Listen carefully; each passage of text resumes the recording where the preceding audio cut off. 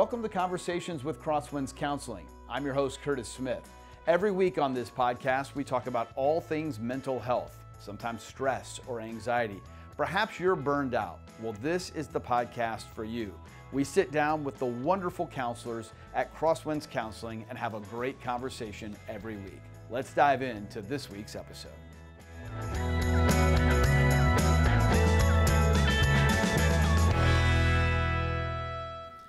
Hi, everyone. Welcome to Conversations with Crosswinds Counseling. I'm your host, Curtis Smith. Today on the podcast, one of our newest counselors at Crosswinds, Ashley Davis, is here. Hello.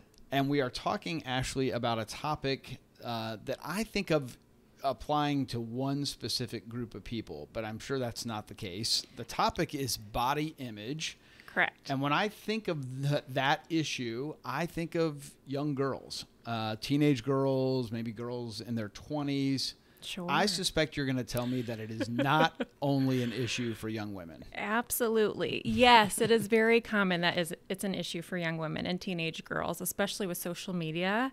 However, it does not discriminate. There are men and boys that struggle with this. There are different genders like LGBTQ, different people who identify in different ways that might struggle with body image that you might not think would be an issue. Yeah.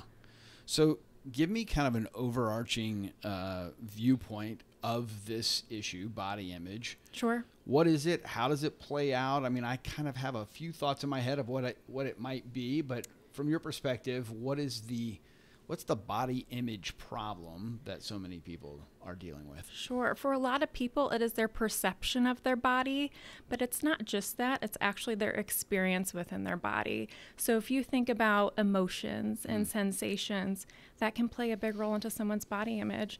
So if I'm having a bad day, and let's say I'm struggling with depression, that feels really heavy in my body, right? That's really big. That can weigh me down emotionally, and I might think my body's really big, but it's really more about my emotional experience. Wow. All right. Yeah. I'm a little shocked. I was expecting this to really only be a discussion about the physical. Sure. But you're saying the mental, the emotional, maybe even the spiritual plays into how we physically see ourselves. So in the scenario that you just described, if somebody's feeling weighed down emotionally, they look in a mirror and they think, oh gosh, I'm bigger, I'm heavier than I was yesterday. And it's really just in their mind. They absolutely can. So if you think about our emotional experience, we can actually feel physical sensations. So if you think about anxiety, we can feel nausea in the tummy, we can feel tightness in the chest or tension in the shoulder blades. These experiences, these emotions, they're really big. And so we can scapegoat that to, my body is really big today, I'm not happy with it, versus dealing with, how am I feeling emotionally? Is my emotion really big today? Wow. Is it sometimes more simpler than that? Is it sometimes simply what leads to maybe bulimia or anorexia, where you just don't have a good viewpoint of your body? You just don't see yourself the way you are? Absolutely. Many people have a distorted viewpoint of their bodies, and so they may perceive themselves as being bigger when they actually are not. So, for example, someone might really struggle with what we call body checking. And yes, we all do this to a certain extent, but it can become very compulsive and very rigid to where it's detrimental to their health.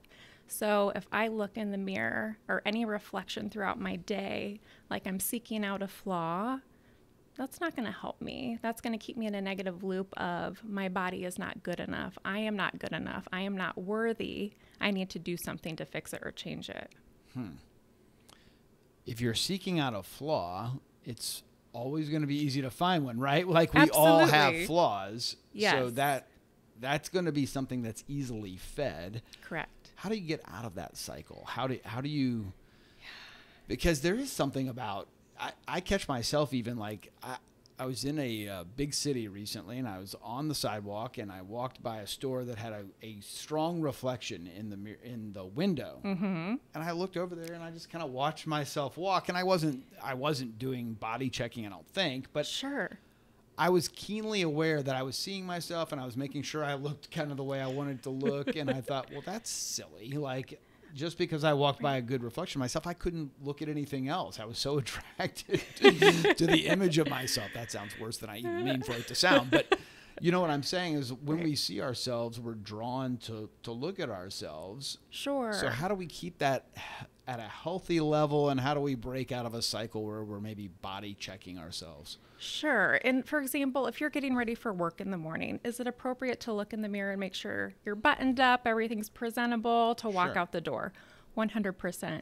If you're standing in front of the mirror for a good 5 or 10 minutes, just seeking out flaws, looking at your weight, looking at your shape, looking at your size, that can become very compulsive to where that feeds into those disordered behaviors. So for some people, if they're at a point, we might actually have them cover up their mirror so they can't see themselves. If they're really severe with that, we might have people put up like positive affirmations on their mirror so they have something else to focus on, something to break the habit and to work towards something else.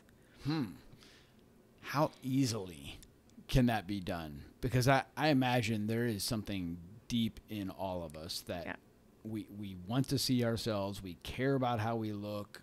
We are looking for those flaws. It doesn't seem like it would be an easy fix for somebody who is down the road of body checking and worried about body image and having negative thoughts about it. Sure. Is it an easy fix? Can it be an easy fix, or is it it's a long road, isn't it? I would say it's a longer road, definitely a journey, not a quick fix or an overnight process. Usually it's a little bit deeper if we tie it to negative core beliefs. Someone doesn't feel good enough. Someone doesn't feel worthy. There's something underneath that body and what it looks like.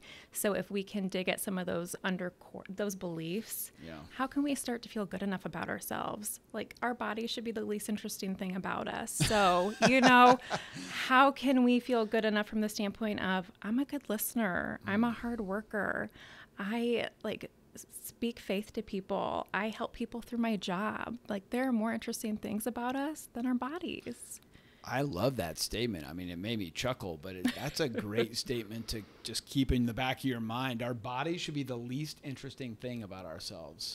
I love that. Absolutely. Tell me about, let's talk about non-teenage girls, because I in my head, when I think of body image issues, I think of teenage girls. I think of teenage girls who are on social media who are comparing themselves to what they see out there on social media where everyone looks amazing. I get that. Sure. Is that how it plays out for women in their 30s and 40s? Is that how it plays out for men? Is it a similar thing, or does it take on a different look when it's not maybe the more stereotypical teenage girl social media issue? Sure. It's very common. So I have had clients all the way up in their 60s with body image concerns.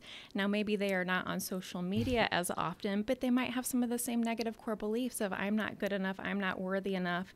And we live in this diet culture where disordered eating is almost praised. The thin ideal is almost praised. And so growing up in that and having those beliefs, we almost have to start to debunk some of what diet culture tells us.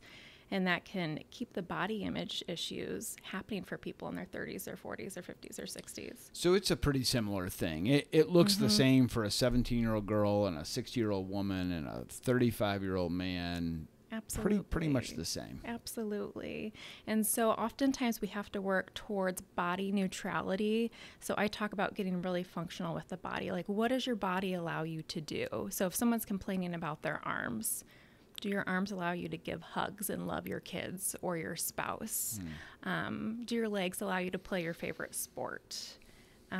Different things that your body actually functions. Like, why do we have these body parts? Like, what are they for? That's probably, it's such an elementary thought, but probably one we skip over a lot, right? I don't think about the function of my arms very often. Sure. But if I look in the mirror, I hope they look okay. Right. I could be more concerned about how they look than their function. That's such a great core thought to get back to. How do you help someone do that? I mean, obviously talk them through some of the functions that the arms or legs can perform. Sure. But how do you get them to truly embrace that mindset? Right. We have to shift the narrative. And I tell people it's definitely a process. They're not going to believe things overnight.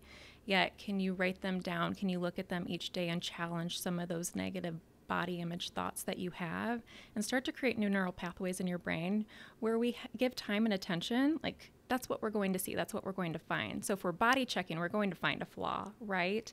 If we put that focus on functionality and maybe tie it to something that's meaningful, like I had a mom say, I don't like my belly, but it gave me my kids. Mm-hmm. So if you can tie it to something that's a little bit more meaningful, it can help you work towards that body neutral type of a statement.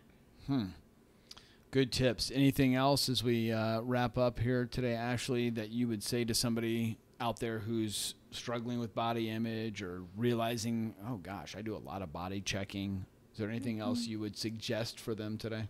I think the big thing is the body neutrality. And if you feel like you're really stuck, maybe come in here, give us a call, and we can help you out at a deeper level. Yeah, Crosswinds Counseling can be a great option for you. You can go to crosswindscounseling.org to find Ashley and to find all of the amazing counselors here at Crosswinds, and you can schedule with them right there online at crosswindscounseling.org. And of course, you can keep checking out the podcast every week. Thanks for being with us today. Ashley, thank you so much. Thank you. And we will see you next week.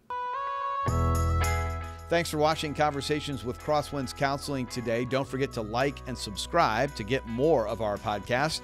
And you can comment in the section below. Perhaps you could share what you'd like us to discuss in future episodes. We've got new episodes coming out every week. So we'll see you next time on Conversations with Crosswinds Counseling.